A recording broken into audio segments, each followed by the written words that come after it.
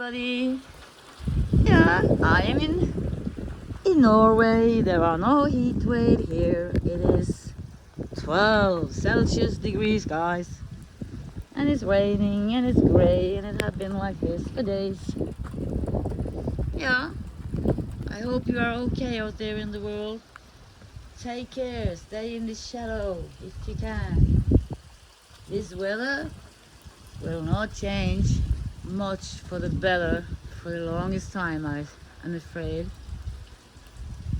And even though we would like a little bit more sunshine and heat up here in Norway right now, because it's supposedly summer here, I'm actually glad that we don't got 40 Celsius degrees like they have in the UK and in France, Germany. It's not that far away from here, you know. Yeah.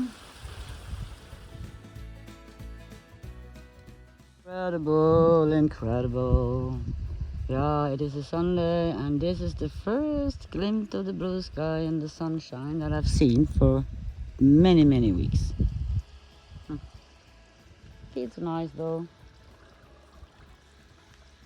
But I'm sad that you got so extremely low warm heat out there, guys. Look at that, guys. It's actually hagel. Not very huge though, but it is hagel, hail. Wow. July the 5th.